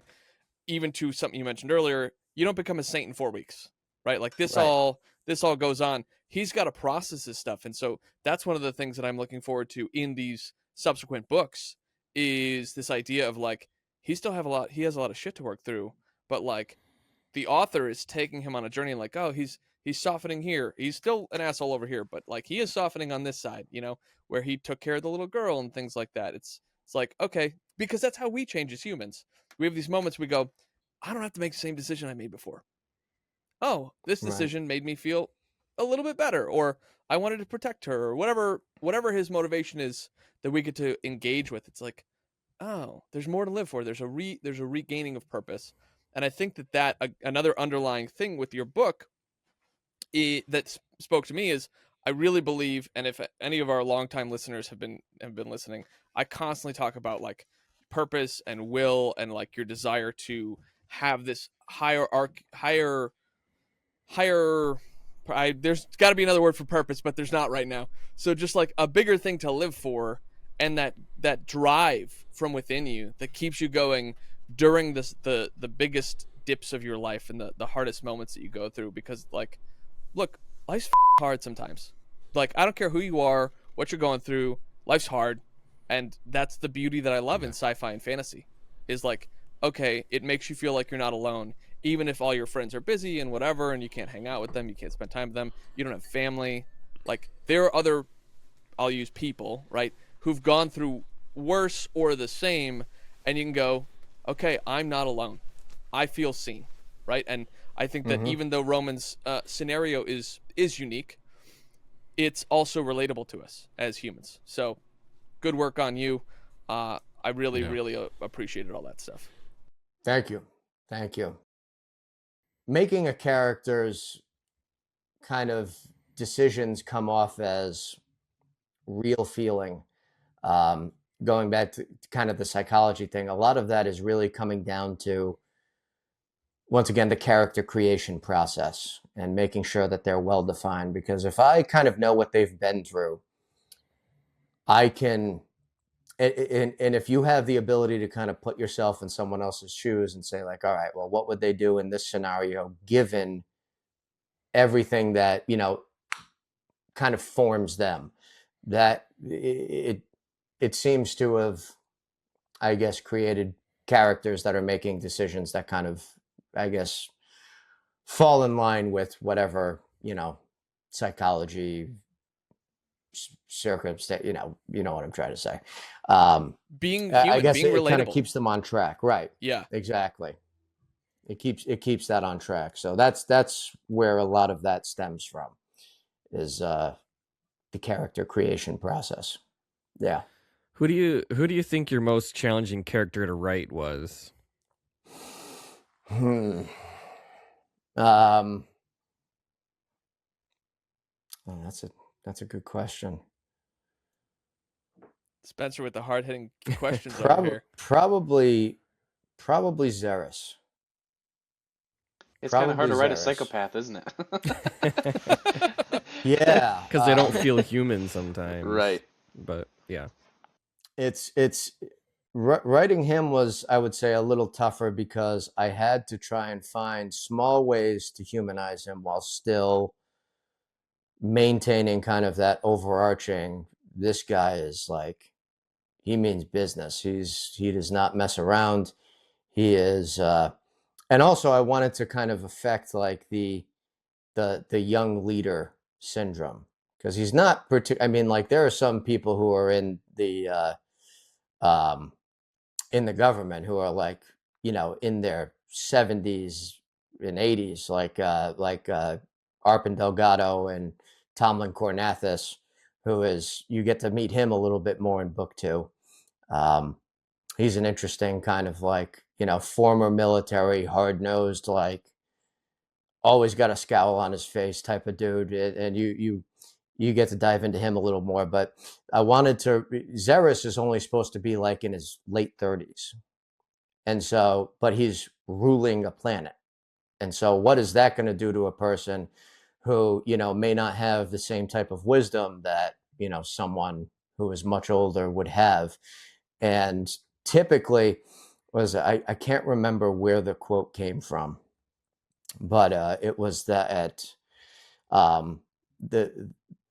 the young are always more radical, and that was kind of what I wanted to portray as well. Like, he's not doing things in a diplomatic way a lot, because he's just like, I need to accomplish this. I'm going to accomplish this by any means necessary. It's very Machiavellian in that regard, and towing that character line, you know, and trying to get that right definitely took, I'd say, a little bit more thought than certain other characters. Yeah, for sure. No, thanks for sharing. Another one that was probably the most times I ever rewrote a chapter was the chapter where Roman sits with Emmanuel. So kind of like the second to last chapter, because that whole chapter is basically a conversation with, you know, between two men over a medical table, right? So Emmanuel is basically, you know, he's performing surgery and fixing up Braxton, and, you know, kind of like expressing his disappointment with how Roman's life is kind of turned out. He's like, yeah. So you're still doing this, huh? Is another kind of like a father figure to Roman. And yeah. So that one was tough to write, because that one sums up a lot of not only, you know, the themes that are discussed in the book, but kind of the trajectory of Roman's path in general. And that one took me a while to get right, for sure.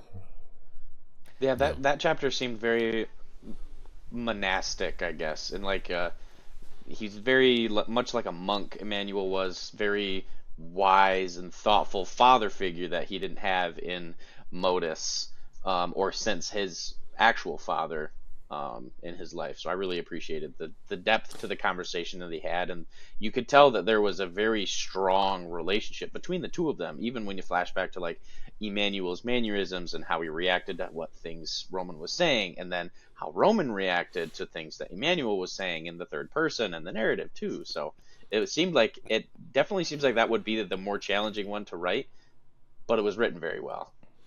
Well, thank you. Previously, which I allude to in the book, but I don't really like write about in detail, is Emmanuel is the one that found Roman after Jarek was killed. So he's the one who, that's why he's got the big scar on Roman has the big scar on his left shoulder. It's basically for taking a plasma charge.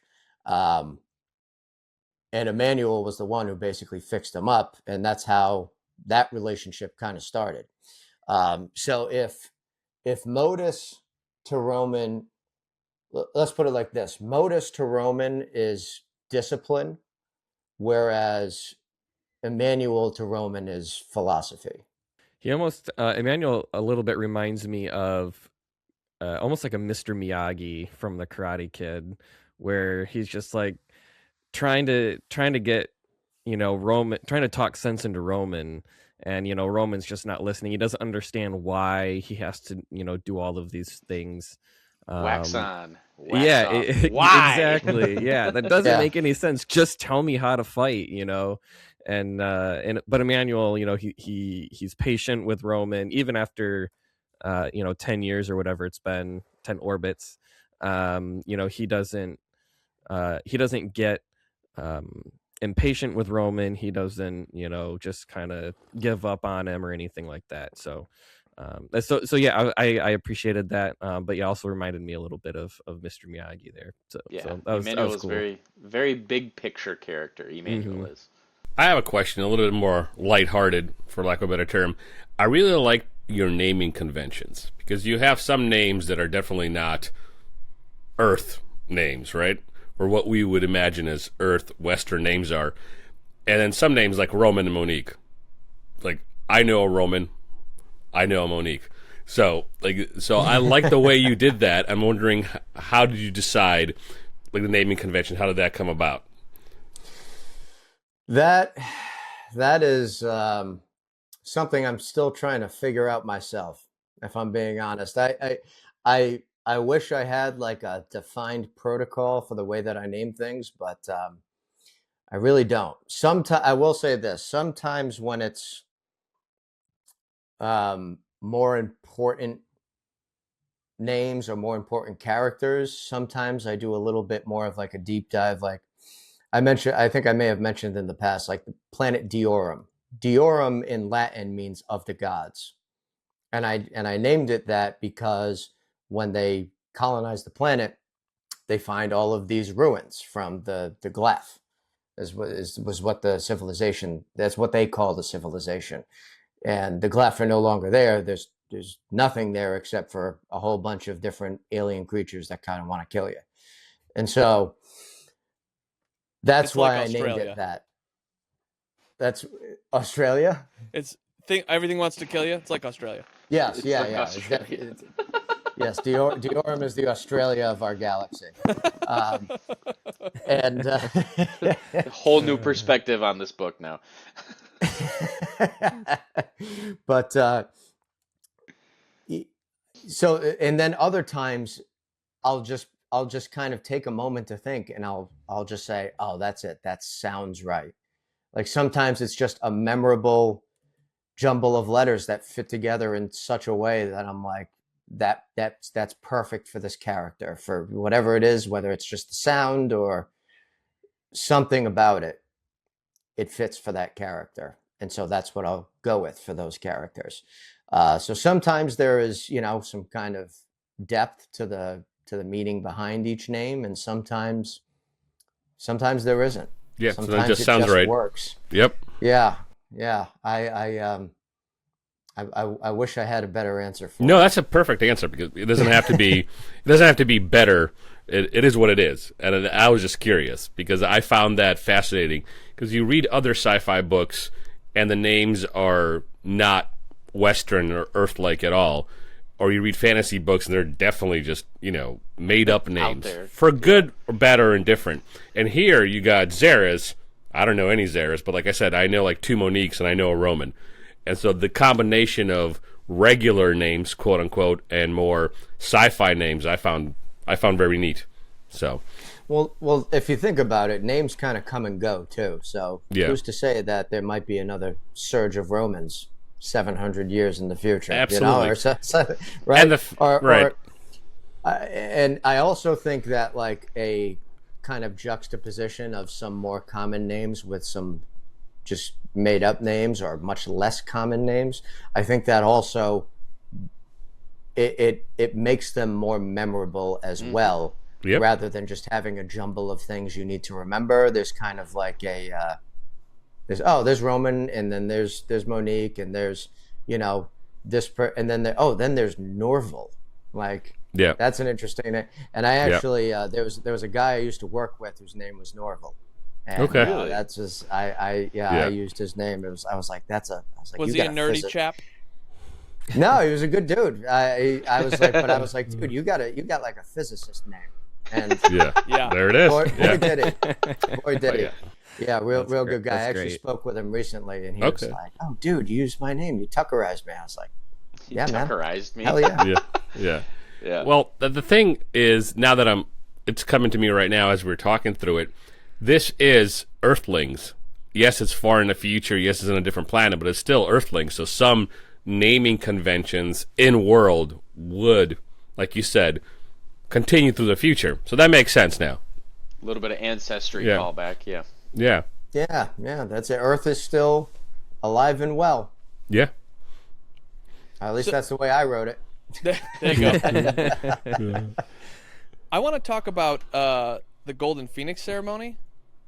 It's a totally like shifting over. Was that difficult to write, or did you like base that on something, or it all just came up in your imagination through your noggin, or was like where did you get this? 3 chalices, gifting to the Golden Phoenix, et cetera, et cetera. I wanted to show not only how ruthless they are, but how disciplined Ritualistic. they are. Yeah. Ritualistic, basically, like I mean, literally, they're like the whole ritual is around like shedding your past life and giving yourself to nothing but the Golden Phoenix, and it's dark, and Yeah. it kind of shows you how they operate in terms of who they are, not only in the story, but who what they represent in the city, because they're basically their businesses are around all of kind of the much darker aspects of crime, whereas the Wibitanis, they're dealing in black market trade, they're doing some gun running, they're doing, which that's not good stuff, but the Golden Phoenix deals in like hard drugs, human trafficking, black market stuff is what they're larger than the Wibitani is, and to be able to kind of corral an organization as nefarious and as kind of big as they've become, that's kind of the I guess that's kind of the personality that they've taken on as an organization, is that they are ruthless. Yeah. And yeah, and it's funny because you also get a chance to see a little bit of what the Wibitani stands for as well. As I believe it's as right after Roman comes back from the mission in, what is it, the Junction tunnels, where they they kind of discover the hybrid trafficking operation, which is hand in hand with the CP and the Golden Phoenix. He comes back and he kind of turns in the mission like, hey, I got it. I'm exhausted. I need to sleep.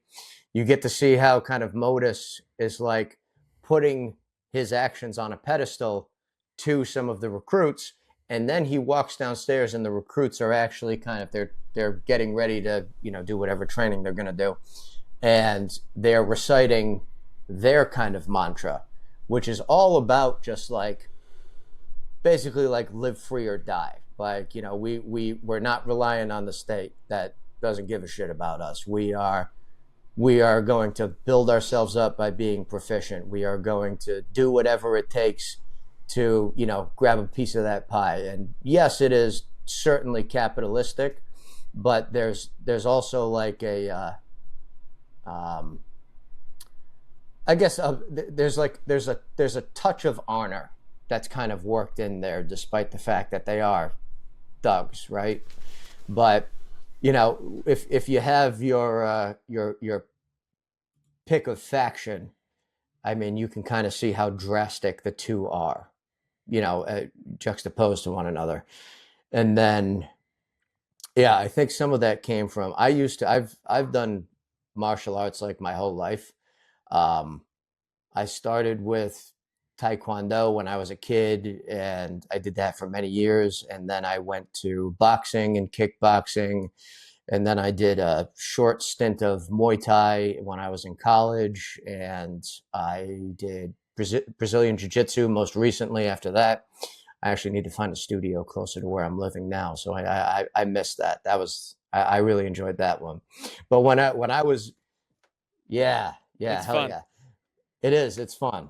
You're playing body chess, and It's true. Yeah, and I'm still not particularly good yet. Yeah, but I want to get good. But anyway, so like when I was a kid, in Taekwondo, I went to like it wasn't like your average like kind of karate class where it's all about like confidence boosting. This was like all about hard discipline, and like there were things that we would have to recite each class. Mm-hmm. There were things that we had, and I was like, okay, well, let's throw something like that in there to kind of give people a glimpse of what the Wibitani's all about, and how yes, they're outlaws, yes, they do some bad shit, but there's kind of there's structure, and there's a little bit of an honorable structure to what they're trying to build, or at least in what Modus has built, in terms of the framework of the Wibitani, versus kind of the ruthless, just nature of the Golden Phoenix, which is a very different type of organization, but has been allowed to become much larger due to their ruthlessness. It does seem a lot of the factions are very like tribal. There's a lot of honor. The individual to the factions, there's a lot of like, this is honor in what we do. We're doing it for, the betterment of the faction or the gang or the group, tribe, whatever you want to call it. All of the factions, CP, even the government faction, the CP, the IGB, the Golden Phoenixes, the Wibitani, everything, it seems very tribal. Not to the point where one is any better than the other. There are obviously some that do worse things than some, but if I look at it from like a citizen, I don't think the Wibitani is like the hero gang. They still do some shady shit. They're still just the gangs that some like little kids want to be a part of. Be like, oh, my uncle was in the Wibitani, I want to go be a part of that. It's very tribal, culty almost, it seems like. Was that by design for each of the factions, or was it just kind of something that again Oh organically yeah, came about? oh yeah. It. I mean, you think about it. I mean, what is a country? I mean, it's a group of people who are sharing certain similar ideas. I mean, every country has an anthem. Every country has or a national anthem, excuse me. Every country has a set of laws that one must abide by. Every country has its own kind of history and culture that expresses itself in the way that people interact with one another and what they do. In a lot of ways, you know, I mean, we're all in a cult, no matter where we are. Yeah. If you're looking at it from more of a, kind of a top down view, like a 30,000 foot view. 36,000. Now, if your cult is, if your cult leader is saying that he wants to have sex with your girlfriend, then maybe you're in a real cult. But, Does that happen in book 2? But No that comment. does not happen in book 2. Yeah. But from that it's almost like, how does a country become a country, right? I mean, it's at some point, I mean, in past history now, it starts small, and it starts with, kind of a group of loyalists, and who I imagine are very tightly connected to one another. And it begins to grow and grow and grow. And, if you do it right, then the culture is preserved in some way. And, the culture is the thing that binds you. And so every organization has to have kind of its own culture, just like every company has its own kind of company culture. And that is important to maintaining the morale of everyone who works at the company. It's important to making sure everyone's kind of staying on task and doing what needs to be done for the company to operate. And so in a lot of ways, like the structure of things, yeah, you can call it culty, because maybe it's kind of foreign to what we're used to now. But this is 700 years in the future. I mean, this is anyone's ball game, man. People are colonizing new planets. You'll get to see a little bit more of kind of what that looks like in coming books, and why we've almost kind of stopped at Planet 7 for the time being. And you're going to get to see a little bit more of that through the control that the IGB exerts over the other planets. But they're not really ruling. They're not ruling in the light. We'll say that. They're kind of everyone knows they exist. I'm shocked. But kind of the power that they have is a little bit more like, let's say this. If the governments on the planets are kind of like, the governments, then the IGB is more like the Illuminati that's pulling the strings from in the background. And they actually do or the Grand Regent does a severe amount of work to make sure that, sentiments are, basically remain neutral of the IGB, because the planetary governments are basically like the kind of almost like the scapegoat. Mm-hmm. So he's doing a bang up job on Diorum. We'll see how long that lasts. Yeah.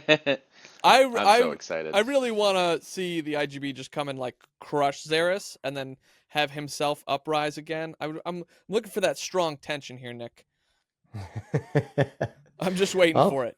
It seems very Palpatine. Zerus, I think I talked about this in one of our other episodes when we talked about it. Zerus seems very Palpatine-esque. He's very a powerful being, but he's young. Very, very young. So that's the only... the big difference between him and Palpatine. He's very young, and he's made a couple mistakes, and he's very... oh gosh, what's the word? He's too eager. He's impatient. There we go. Impatient's a good word. He's impatient to move forward with his plan, whereas Palpatine waited years and played every little piece meticulously. That's what I'm getting from Zerus, but he's just a slightly more impatient from like, ooh, man, okay, who's going to get caught where? Edge of my seat stuff, man. Love it. I want to ask a question about Modus in the future here. Are we going to get to see Modus rebuilt as a man? Or is he that's it? He's in the background now. He's not going to come back. I hope it's not a Disney trope. Oh, no. He Modus is he's a good old boy. He's a tough one. Okay. He'll come back. I actually have. If there's any character I'm gonna do like a spin-off series on, it's Modus. him. That would be 100%. awesome. Perfect. Because as I was writing his backstory, I started getting all of these ideas, and I was like, "Oh, this guy's awesome. There's no way that I'm not gonna basically how he ended up on Diorum, and like the incipients of the Wibitani would basically be like the narrative of that story. Yeah. No. Are we also going to get, and this is just something that came to me as we were talking today, are we going to get a stories from the grind, like just a series of short stories or vignettes or like moments of just like things that have happened in the grind or other places on Diorum? Don't make him have more work. He's got to finish the books first, Jonathan. Damn. Yeah, I do. I do need to. That's still my number one focus, I assure you. That's a good idea. I will say this for the comic book. By the way, did I send you guys episode 0 yet? I think so. No. Is the third comic? No, we got one. Oh, no, you didn't. Not that one. I'm going to send you that afterward because that just came out. I'll send you the digital copies. Yeah, you got 1 and 2. I've got the third one for you. Awesome.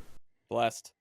And I mentioned before, like, I'm going to do a thing where anything that comes before episode 0 is going to go backwards chronologically, and anything that's following the narrative of the book, episodes 1, 2, 3, 4, that's going to go forward chronologically. A lot of what you're going to see in some of the stuff, pre-episode 0 is going to be Roman doing missions for all sorts of different characters throughout Kairos, visiting different parts of Diorum, and doing some very interesting work for some very interesting people. So you're gonna see a little bit of like a mission anthology type of release for that comic. There's your vignettes, Jonathan. I'm here for it. I want to get, you said you wrote all these backstories and things like that's, I'm foaming at the mouth. George Lucas wrote the trilogies before he wrote any of the other stuff, okay? Let the man cook. Let him cook. Let him cook. Don't worry, I'm cooking. I'm cooking on overtime. I smell what the Rock is cooking, and I can't wait to feast. All right. Well, should we wrap it up, boys? Land this plane, Slava. All right, one final question. Does Roman find love again? Yes. Fantastic. Okay. I still think it's Monique. It's actually Monique's hopeless sister. romantic. No, that would make him seem like a dick again. Yeah. Well, she's dead, so it We're doesn't going matter. the wrong way in character development, boys. Deus Ex Machina. Also, no sisters. Yeah. Well, we are unwritten 700 years in the future, or however long in the future. There is cloning. Maybe. Nick's like, I gotta go rewrite book 2 real quick. Oh, gosh. Well, Nick, thank you so much for joining us again. It's the book was fantastic. We loved it. Having you on for the interview was great. Having you on for this recap episode, the whole experience has been a blast. You're a really cool dude. We love you, and we love your work. Yes. Well, you guys are awesome too. It's been a lot of fun. Thanks for having me. I'll definitely make sure you guys get an ARC copy when book 2 comes out. Hell yeah. Awesome. Sweet. Thanks, Nick. You got it. Yeah, very cool. All right, side questers. Until next time, be sure to pick up Vitalerium if you haven't yet, and give it a read, and join Nicholas on his journey of creating the next great sci-fi IP over the next 10 years. See you next time. I have a favor to ask you. If you like what we're doing, the simplest way to support the show is to hit subscribe. In return, we'll keep leveling up, and we'll listen to your feedback and read authors that you suggest. And of course, we'll take side quests along the way. Thank you for joining us, and we'll see you next time.